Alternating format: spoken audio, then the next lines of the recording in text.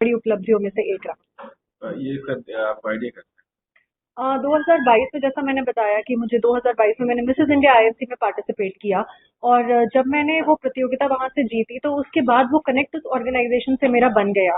इतनी सारी उपलब्धियों के बाद उन्होंने मुझे हायर किया as a pageant grooming mentor. मैं अब मिसेस इंडिया आईएमसी में जितने भी प्रतिभागी होते हैं उनके लिए एज अ मेंटोर वहाँ पे कार्यरत हूँ। उनको पैजेंट्री की ग्रूमिंग और कम्युनिकेशन का की जो मेंटोर होता है वो हूँ मैं, जिसके कारण ऑर्गेनाइजेशन के थ्रू ही मुझे इनविटेशन आया और मैं पेरिस फैशन वीक का हिस्सा बन पाई। इसमें कितने लोग भाग लेते हैं और कहाँ कहाँ से कितने लोग रहते पेरिस फैशन वीक तो अपने आप में बहुत बड़ा, ये फैशन वीक जैसे इंडिया में होता है लैक्मे फैशन वीक, वैसे पेरिस फैशन वीक वर्ल्ड का सबसे बेस्ट फैशन वीक्स में आता है।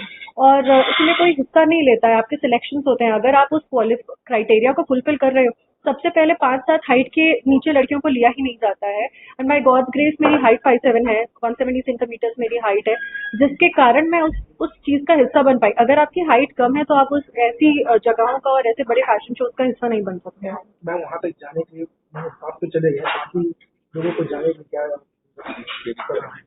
मुझे ऐसा लगता है ये सारी चीज़ों की तैयारी बचपन से ही बेस बनाया जाता है, क्योंकि सबसे पहले इंग्लिश में आपका जो कम्युनिकेशन का होल्ड है वो होना बहुत ज़्यादा ज़रूरी है।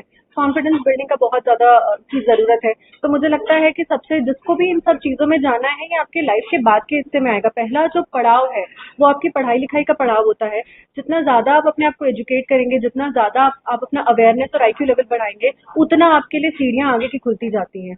और दूसरा है कि सपने देखना। मुझे ऐसा लगता है कि हम अपने आप को कहीं न कहीं बहुत ना मतलब छोटा करके रख लेते हैं कि हमारी सोच एक लेवल तक ही जाती है। पर मैं शायद ऐसी हूँ कि जिसकी सोच हमेशा से बहुत बड़ी रही है। उस समय जब मैं सोचती हूँ तब लगता है कि क्या सोच रही हूँ, बहुत बड़ी चीज़ है। लेकिन जब आप सोचोगे तभी तो आप उस चीज़ को हासिल कर पाओगे। तो बस उसी सोच के साथ चलती जा रही हूँ। अभी पेरिस फैशन वीक है, आने वाले समय में देखते हैं कि और क्या कर पाते हैं।